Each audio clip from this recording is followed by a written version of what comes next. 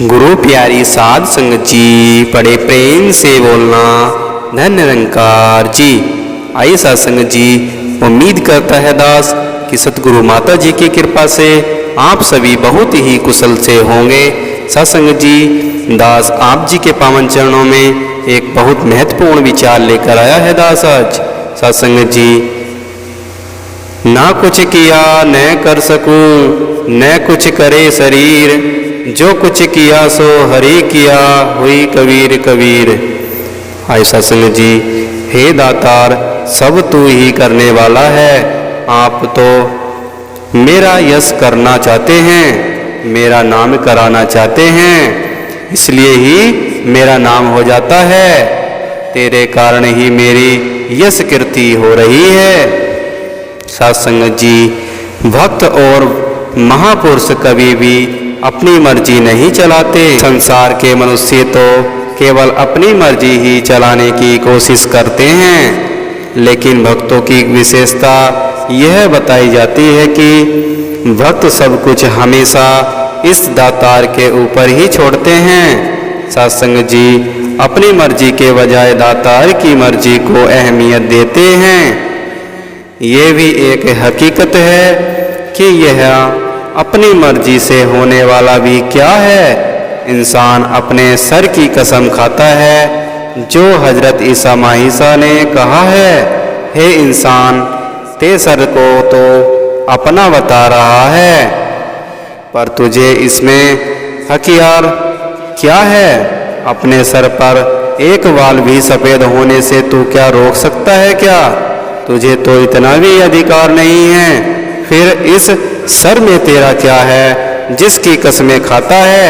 ये सब कुछ दातार का है, इस दातार के सहारे ही सब कुछ चलता है। सत्संग जी, उसी का जीवन ही सरल और सहज बन जाया करता है। इसी को ही निर्लेप अवस्था वाला कहा जाता है। सत्संग जी, इसी को कमल की फूल की तरह बताया जाता है कि इस संसार में रहता हुआ भी वह इस संसार से न्यारा रहता है। वह हर घड़ी उतार चढ़ाव में, सुख दुख में दातार की ही रजा मान रहा होता है, और ऐसी ही दशा को प्राप्त करके वह निरंतर अपने मार्ग पर ही चलता जाता है। अहंकार का भार ही जीवन की नैया डूबो देता है। कहा भी गया है कि कबीर बेड़ा जर्जरा फूटे 6,000, हरुए तिरे गए डूबे जिन सिर भार। तो सत्संग जी, जिनके सर पर भार है वो तो डूबे जाते हैं। जो इस संसार में आकर नाम हरि की प्राप्ति कर लेता है, उनका पार उतारा हो जाया करता है। यह पार उतारा कैसे होता है? जब इस मालिक की इस मूल के साथ हमारा नाता जुड़ जाता है, इस ईश्वर के साथ नाता जुड़ जाता है। सत्संग जी, इस मालिक को हम अपने मन में स्थान दे देते हैं, तब हमारी आत्मा का कल्याण हो जाता है। इस प्रभु को मन में स्थान दिया हो तो आत्मा की अज्ञानता दूर हो गई और आत्मा ने अपने मूल की पहचान कर ली। सत्संग जी, दातार ने सारी वस्तुएं गुजरान के लिए दी हैं। जिस तरह से रेलगाड़ी में सफ़र करते हैं, कोई 8 घंटे सफ़र करता है, कोई 20 घंटे, कोई उससे भी ज़्यादा अरसा सफ़र करता है, लेकिन जब वह गाड़ी से उतरता है तो महसूस नहीं हो जाता है कि मैंने इतने घंटे गाड़ी में सफ़र किया, इस गाड़ी से तो मैंने उतर रहा हूँ, उसको तो मैं छोड़ रहा हूँ। इसके मन में कोई निराशा की भावना नहीं होती, क्योंकि वह जानता है कि यह गाड़ी तो एक जारिया है, थोड़े अरसे के लिए इस्तेमाल करने के लिए मिली है।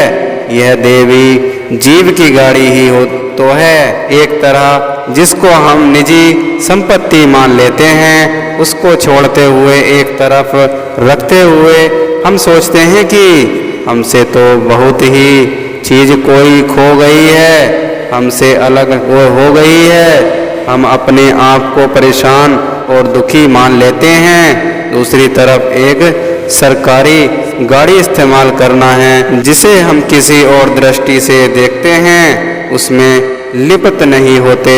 संत महापुरुष का ऐसा ही निर्लेप जीवन होता है। तो साध संगत जी, दास के यह विचार अच्छे लगे हों तो अपने जीवन में धारण लेना। साध संगत जी, और कोई शब्द दास के मुंह से गलत निकल गया हो तो दास को भाई बच्चा समझकर बख्श लेना। और साध संगत जी, दास को चैनल को सब्सक्राइबर करके दास के लिए एक प्यारा सा कमेंट भी कर देना। साध संगत जी, बड़े प्यार और सत्कार से बोलिएगा। धन्य निरंकार जी।